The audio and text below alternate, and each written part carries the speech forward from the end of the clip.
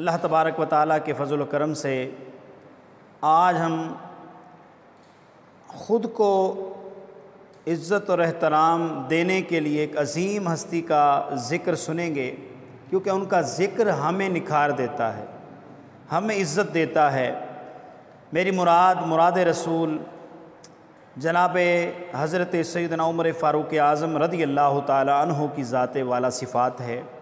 صحابی رسول بھی ہیں، وزیر خاص مصطفیٰ صلی اللہ علیہ وسلم بھی ہیں، اور حضرت جناب عمر فاروق اعظم رضی اللہ تعالی عنہ کی ذات وہ اعلیٰ ذات ہے کہ جن سے شیطان بھی بھاگتا تھا۔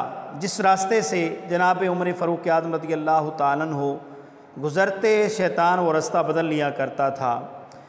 تو اس لیے میرے شیخ کریم فرماتے ہیں، خدا کے فضل سے میں ہوں گدا فاروق اعظم کا، خدا و مصطفیٰ فاروق اعظم کا۔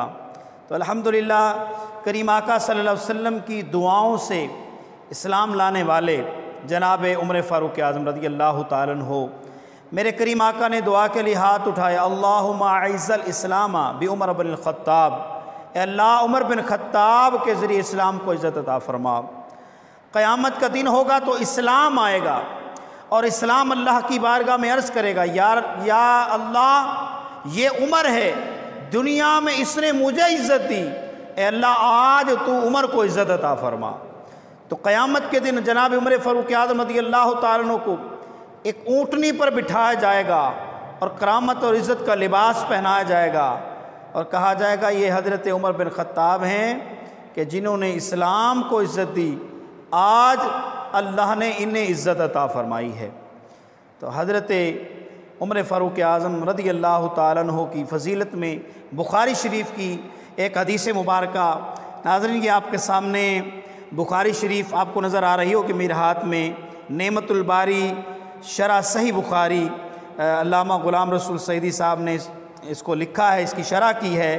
اسی سے انشاءاللہ میں آپ کو حدیث پڑھ کر سناتا ہوں کہ حضرت ابو موسیٰ اشعری رضی اللہ تعالی عنہ، یہ آقا علیہ الصلوۃ والسلام کے بہت ہی پیارے صحابی ہیں۔ تو یہ فرماتے ہیں کہ ایک مرتبہ میں اور آقا کریم صلی اللہ تعالی علیہ وآلہ وسلم جو ہے وہ کسی باغ میں تشریف لے گئے۔ فرمایا کہ بس ایک مرد آیا اور اس نے دروازہ کھلوایا، تو نبی کریم صلی اللہ علیہ وسلم نے اس کے لیے دروازہ کھولنے کی مجھے فرمایا کہ دروازہ کھول دو اور اس کو جنت کی بشارت دو۔ سو میں نے اس کے لیے دروازہ کھول دیا، تو وہ حضرت ابو بکر رضی اللہ تعالی عنہ تھے۔ بس میں نے ان کو وہ بشارت دی جو نبی پاک صلی اللہ علیہ وسلم نے فرمائی تھی۔ تو انہوں نے اللہ تعالیٰ کی حمد کی۔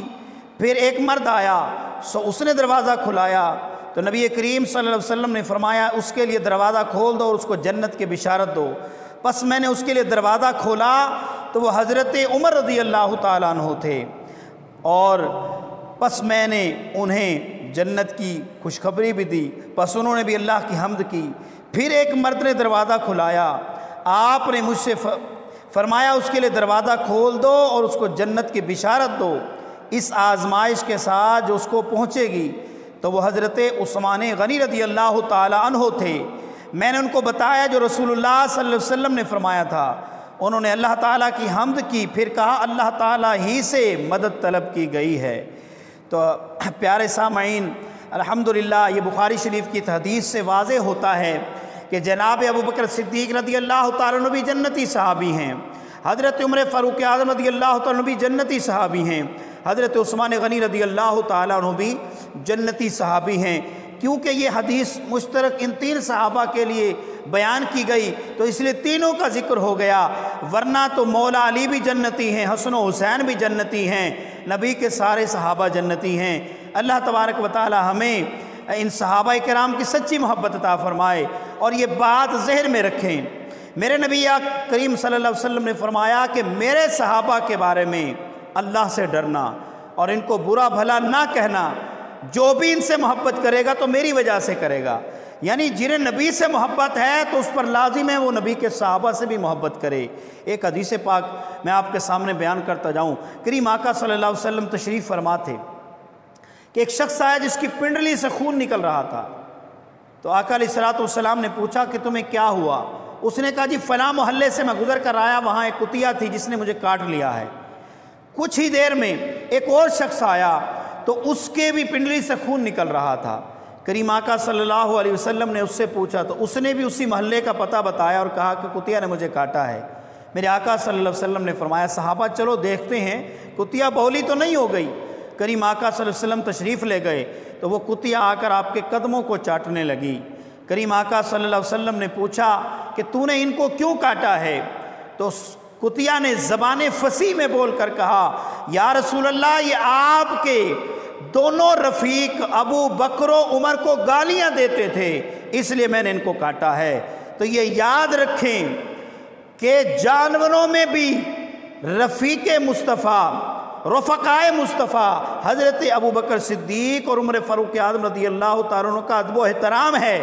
تو جو بھی حضرات شیخین کریمین کا احترام نہیں کرتا، ان سے بغض رکھتا ہے، وہ اس کتیا سے بھی بدتر ہے کہ کتی جانور ہو کر وہ تو شیخین کریمین کے بارے میں محبت رکھے اور اس چیز میں غیرت کرے کہ کوئی ان کو برا بھلا کہے، تو وہ کیسا انسان ہے کہ جو شیخین کریمین کہ جن کو مصطفیٰ کریم نے دنیا میں بھی زندگی میں بھی ساتھ رکھا اور دنیا سے جانے کے بعد گنبد خضرا میں بھی ساتھ رکھا ہے، ان سے جو محبت نہ کرے یقیناً وہ بدبخت ہے۔